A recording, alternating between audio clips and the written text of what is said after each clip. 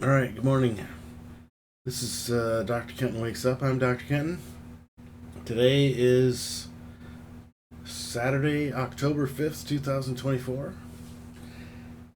In the cup today, I didn't want to mess too much with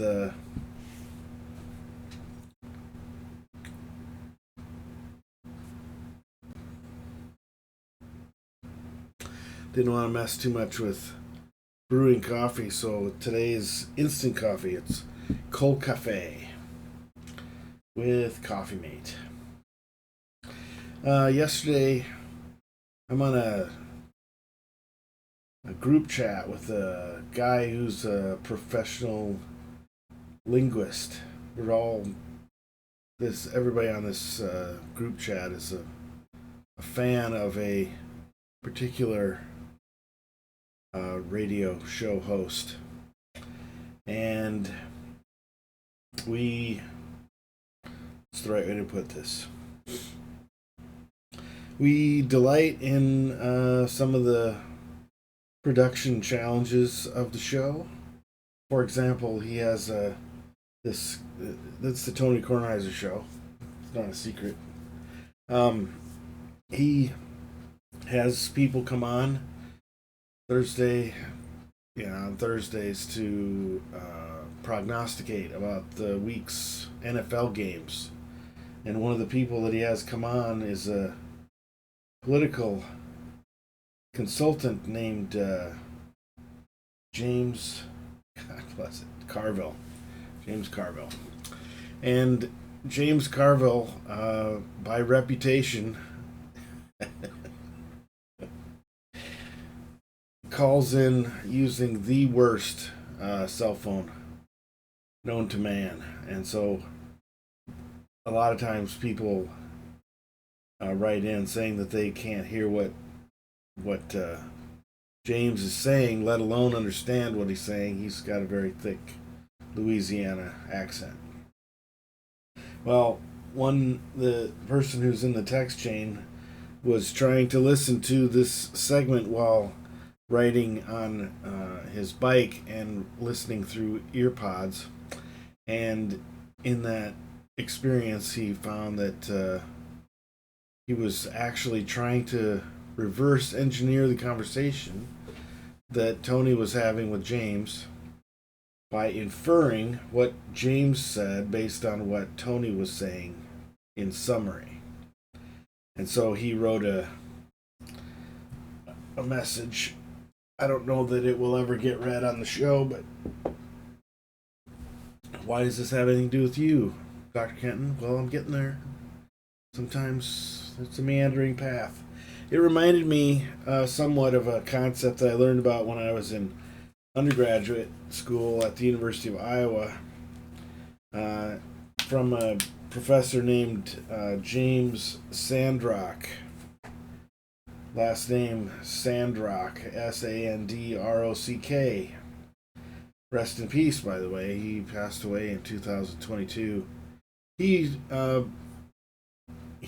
made a comment in a class about a stage, a theatrical. It's not a conceit. It's an efficiency called tychoscopy or tachoscopane. Is how I remember him saying it. Tychoscopy. I think that's how you pronounce it. And what that is a person can narrate what they're seeing, what they're quote unquote seeing, that's not visible on the stage. So the example that Dr. Sandrock gave was, let's say you want to communicate the evolution of a massive battle. And it's not practical to try to model a massive battle on a theatrical stage.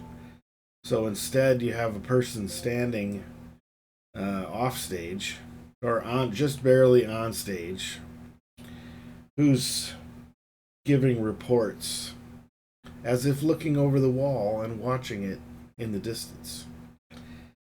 So I thought that what this linguist was reporting was an example of that, but he was more accurate in his suggestion. Is more like um, Bob Newhart's telephone conversations, where you only get to hear Bob Newhart's part of it.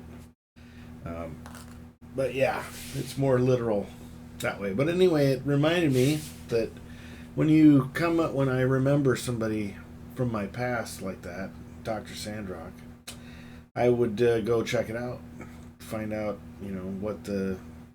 how it's going. Dr. Sandrock was an old school. I think he retired the year that I was graduating from college. So 93, 92, 93, around in there. And he was a specialist in what he called Heimat literature, which directly, Heimat means home place, or, place of origin, and literature is literature, so literature of your home place, which means that which infers that there are vagaries that regional citizens or regional inhabitants would have an insight into what things mean when they're described in skeletal ways. And in his obituary, I mentioned that he passed away in 2022 at the age of 93. That's a great run.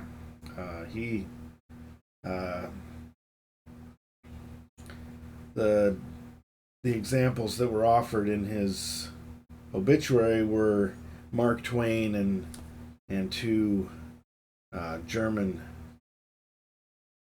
analogs. Let me see if I can get their names.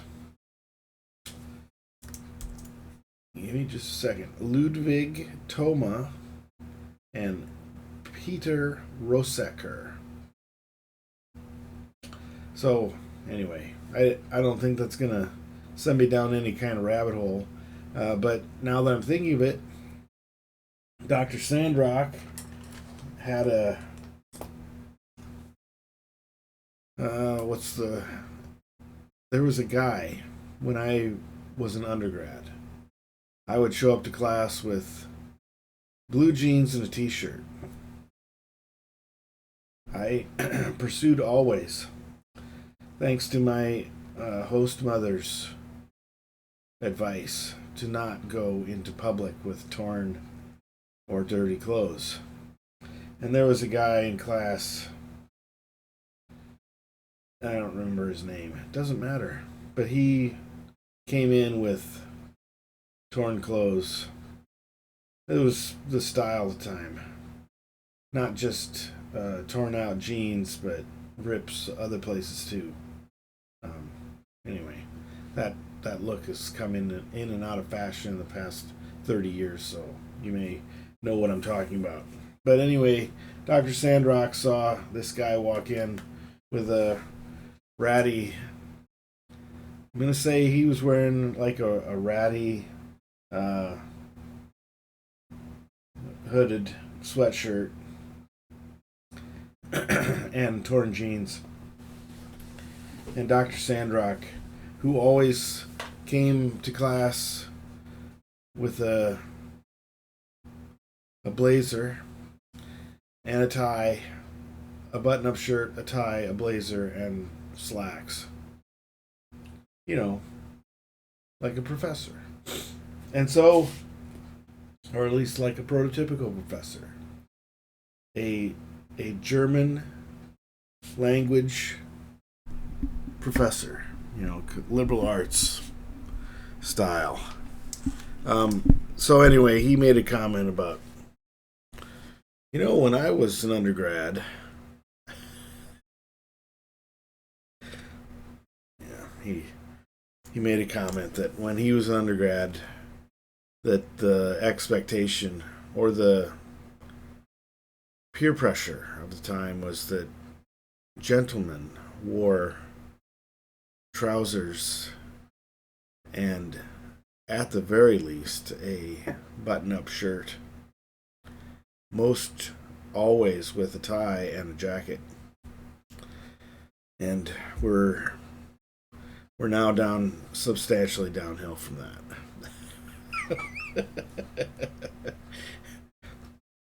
Which then reminds me of if you take a look at the history of airplane travel, that early on, that was an event.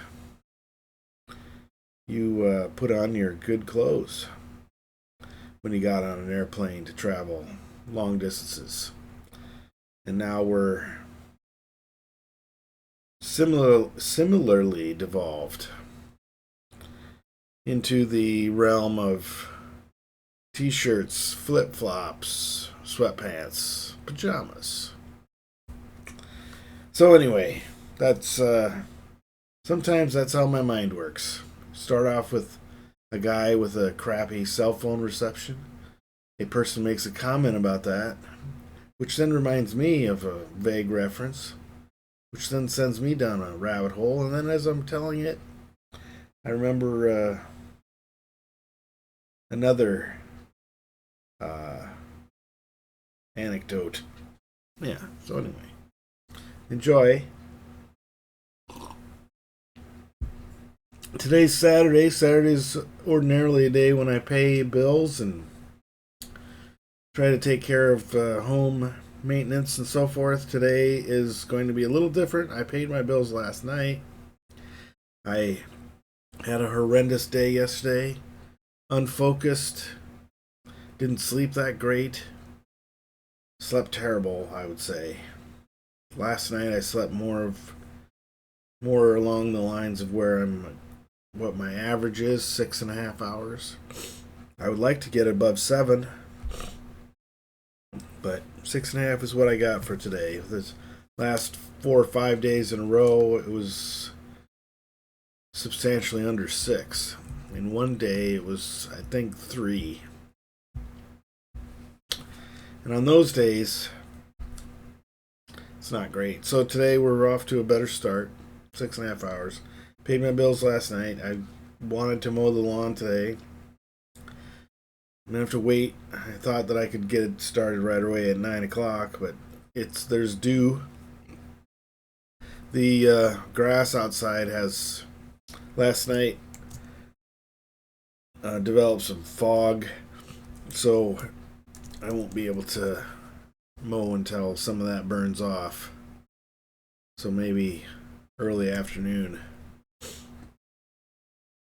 In any event, I just trying to capture things as they come to my mind and work on things as I'm able. Moving forward slowly, 1 foot at a time. Left foot, right foot, left foot, right foot. Well, in any event, it's time to get on with the day, and always remember, love you, bye.